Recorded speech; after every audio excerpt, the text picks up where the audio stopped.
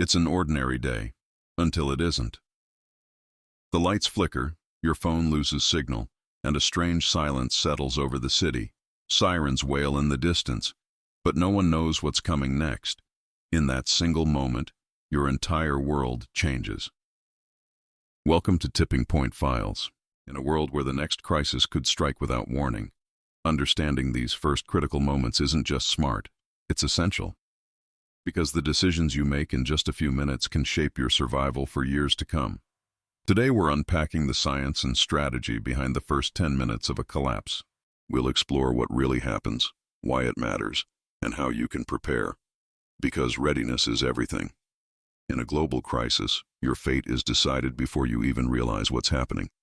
The first 10 minutes of any collapse, whether triggered by war, disaster, or sudden societal breakdown, are a test of instinct, awareness, and action.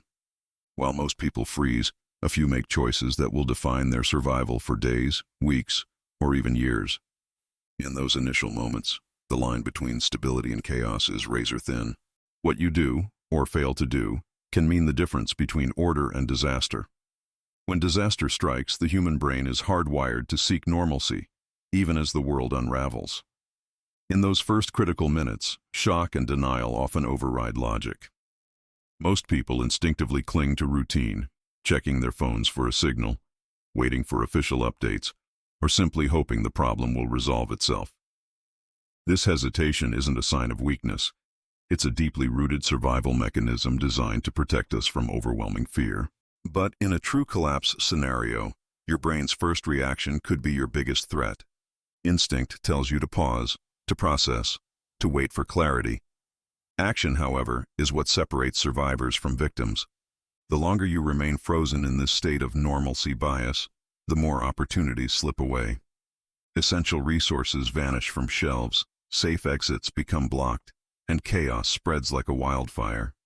Recognizing this psychological trap is the first crucial step toward overcoming it. In the battle between instinct and action, those who move decisively gain a critical advantage. The shock factor is real, but it doesn't have to be your undoing. A collapse rarely announces itself with a bang. Instead, it creeps in through the cracks of everyday life, disguised as minor glitches or background noise. The earliest warning signs are often subtle and easy to dismiss. Maybe it's a sudden, widespread drop in cell service or unexplained power fluctuations across your city. It could be a string of vague news alerts that hint at something much bigger, without giving any concrete details. Sometimes the silence is the most telling sign, the abrupt absence of traffic on a normally busy highway, the hush that falls over a bustling street, or the uneasy glances exchanged between strangers who all feel that something is wrong. Crowd behavior can shift in an instant. You might see people clustering in confusion, trying to figure out what's happening, or suddenly dispersing in a wave of unexplained panic. Most people will ignore these signals. They'll dismiss them as temporary or irrelevant, but awareness is your first line of defense.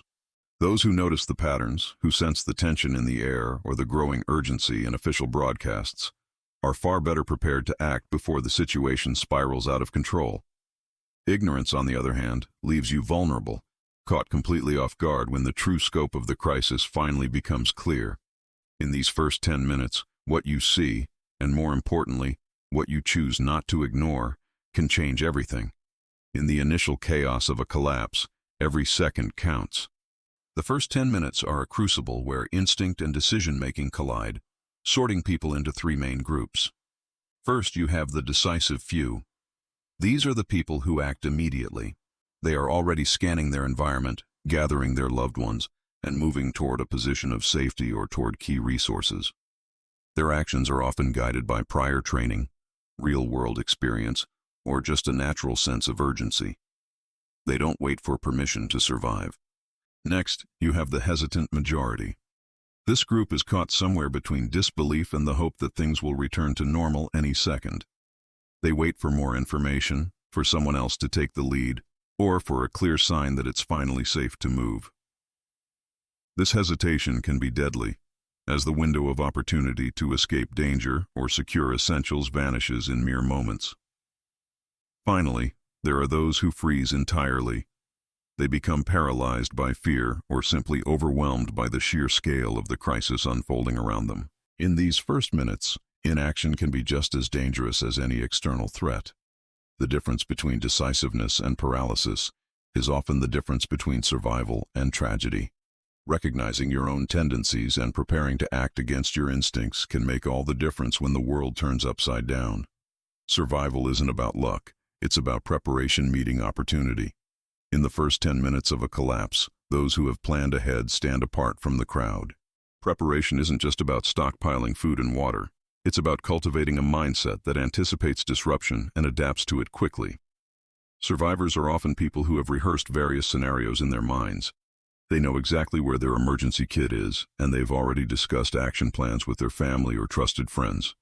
Even small, consistent habits can tip the scales in your favor, like keeping your phone charged, knowing multiple exit routes from your home and workplace, or simply maintaining a higher level of awareness of your surroundings.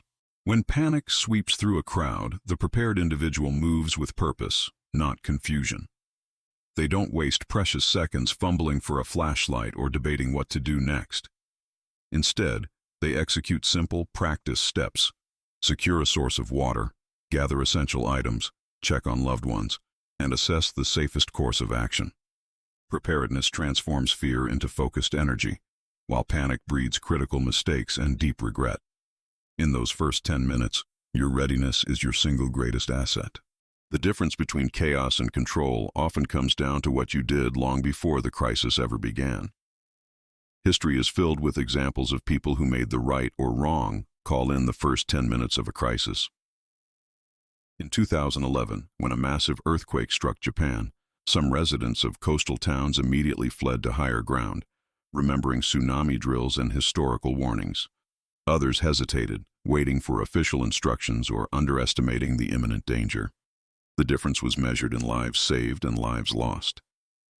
During the massive 2003 blackout in North America, those who quickly secured water, pulled out cash, and had alternative communication tools weathered the chaos with far less stress than those who just assumed the power would be back on in a few hours. In countless other disasters, from hurricanes to civil unrest, the pattern repeats itself over and over. Resilience belongs to those who act, while regret belongs to those who wait. These stories aren't just cautionary tales. They are blueprints for survival. They teach us that the first 10 minutes are a window of opportunity that closes incredibly fast. Learning from the past means recognizing that decisive action, not wishful thinking, is what carries people through the worst moments.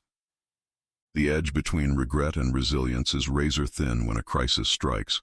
So when the countdown starts, what should you do? The first 10 minutes demand clarity, speed, and control. First, take a deep breath. It sounds simple, but it's vital. Calm your mind and focus on the immediate present. Panic is your enemy. Next, quickly assess your immediate environment. Are there any obvious threats or hazards? If you're indoors, identify your primary and secondary exits. Gather your essential supplies: water, a flashlight, your go bag, and your communication devices.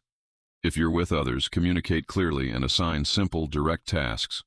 Panic spreads when people feel helpless, but having a purpose creates order. Tell one person to fill water bottles, another to grab the first aid kit. Listen for official updates, but do not wait for them if danger is obvious and imminent. Trust your instincts.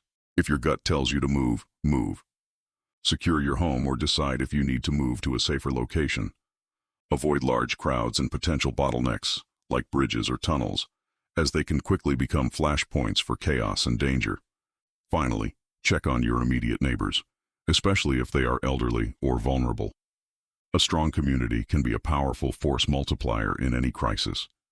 Every action you take in these initial moments should move you from a state of confusion to a position of control. The first 10 minutes are your opportunity to shape the outcome, not just react to it.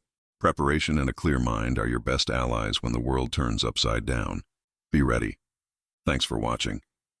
If you found this valuable, please subscribe and follow Tipping Point Files for more content that helps you prepare for an uncertain future. Stay safe out there.